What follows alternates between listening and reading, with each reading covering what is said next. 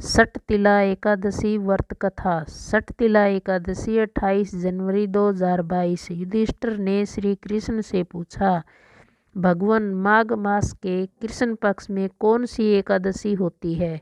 उसके लिए कैसी विधि है तथा उसका फल क्या है?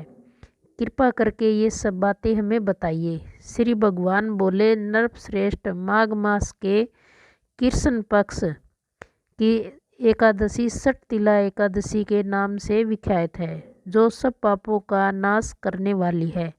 मुनि श्रेष्ठ पुलस्त्य ने इसकी जो पाप हरणी कथा दालभ्य से कही थी उसे सुनो। दालभ्य ने पूछा, ब्राह्मण, मृत्युलोक में आए हुए प्राणी प्रातः पाप कर्म करते रहते हैं, उन्हें नरक में न जाना पड़े, इसके लिए कौन सा उपाय है? बताने की कृपा करें। पुलस्त्य जी बोले, महाभाग, माघ मास में आने पर मनुष्य को चाहिए कि वह नहा धोकर पवित्र हो, इंद्रिय संयम रखते हुए काम, क्रोध, अहंकार, लोभ और चुगली आदि बुराइयों को त्याग दे। देवादि देव भगवान का स्मरण करके जल से पैर धोकर भूमि पर पड़े हुए गोबर का संग्रह करें।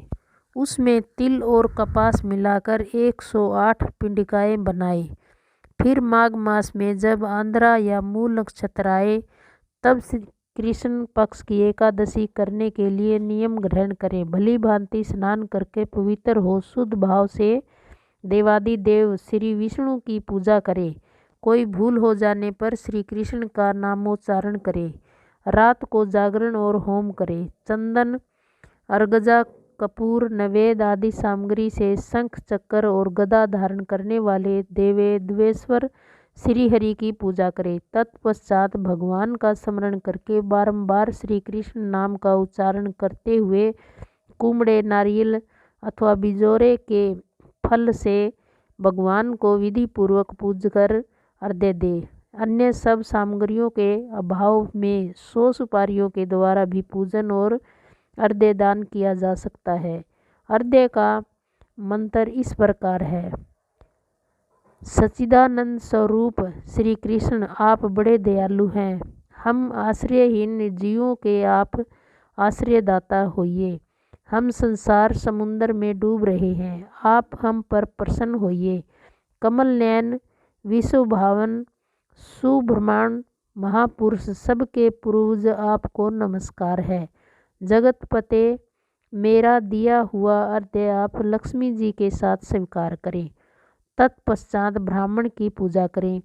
उसे जल का घड़ा, छाता, जूता और वस्त्र दान करें। दान करते समय ऐसा कहें, इस दान के द्वारा भगवान श्री कृष्ण मुझ पर प्रसन्न हो। अपनी शक्ति के अनुसार श्रेष्ठ ब्राह्मण को काली गौ का दान करें।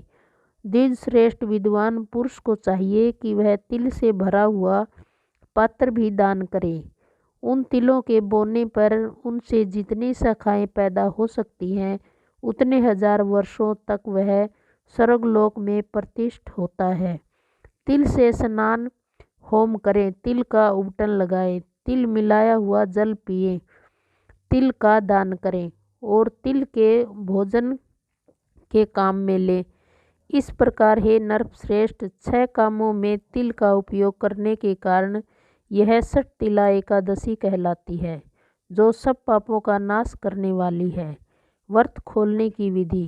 द्वादशी को सेवा पूजा की जगह पर बैठकर भुने हुए 7 चनों के 14 टुकड़े करके अपने सिर के पीछे फेंकना चाहिए। मेरे 7 जन्मों के शारीरिक, वाचिक और मानसिक पाप नष्ट हुए, यह भावना करके 7 अंजलि जल पीना और चने के 7 दाने खाकर व्रत खोलना चाहिए।